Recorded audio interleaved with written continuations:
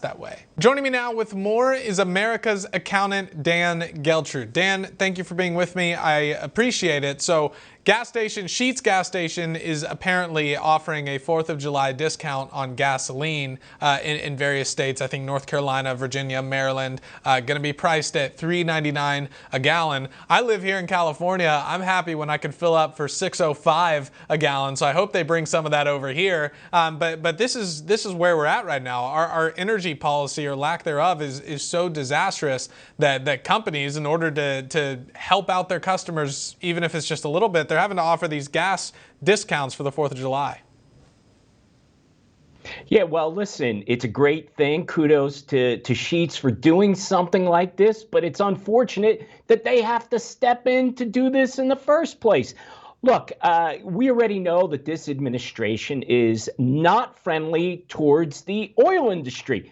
But what makes that really unrealistic is that we cannot literally, no pun intended, flip a switch and all of a sudden go to alternative types of energy. We must use fossil fuel for the foreseeable future. So based upon that, why not help the American people? It's going to take decades here. Why not just transition over time to other alternatives? For right now, we simply don't have a choice, and this administration has no desire whatsoever to help the American people. It's just easier to blame Putin or blame the oil companies. It's everyone else's fault except the administration.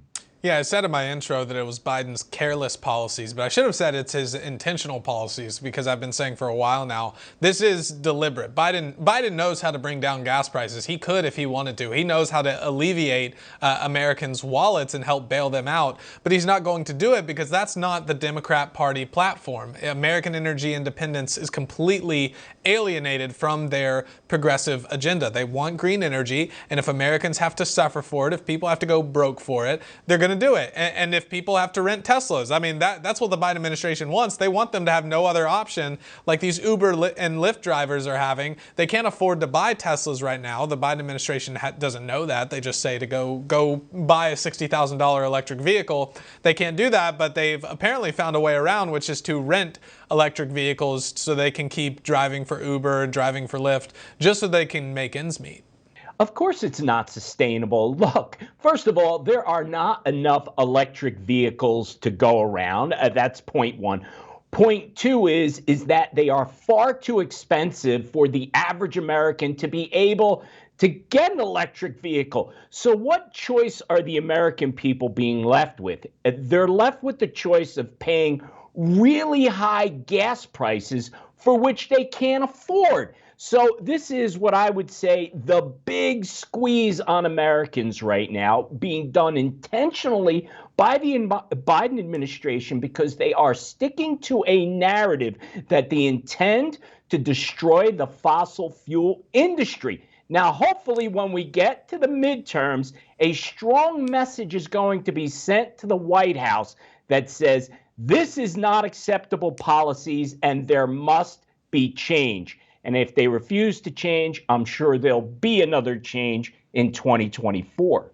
Yeah, I think there definitely will too. Now, Dan, we're almost out of time, but I have to get to this news about Airbnb. They just banned parties worldwide. No more parties if you're renting an Airbnb. I've got to say, I haven't used Airbnb that much. I have a few times. I'll probably be using it more in the future because I want to get out of California to go on vacations as often as I possibly can. Get out of the state, go enjoy a free state for a while.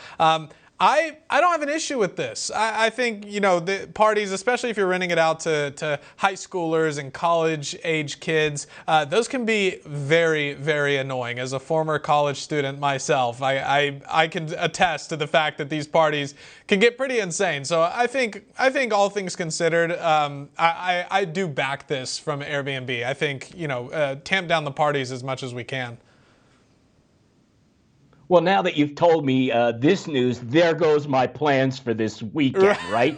So, look, I agree with you, Addison. Look, you have young kids that are in a house, and they want to have a good time. So parties are inevitable. So I think it's probably a very wise business move that Airbnb is going down this path. I was once young myself a long time ago. Of course, they didn't have Airbnbs back then. But if they did, I could assure you that we would have been throwing a party or two. So I think from a business standpoint, they're on the right track. Yeah, they didn't just implement this policy for no reason. Obviously, they think it's gonna help retain some customers that have complained about it, rightfully so. Well, Dan, we're out of time, but thank you so much for joining me today. Really appreciate it. Great to see you. Thank you, Addison. Coming up.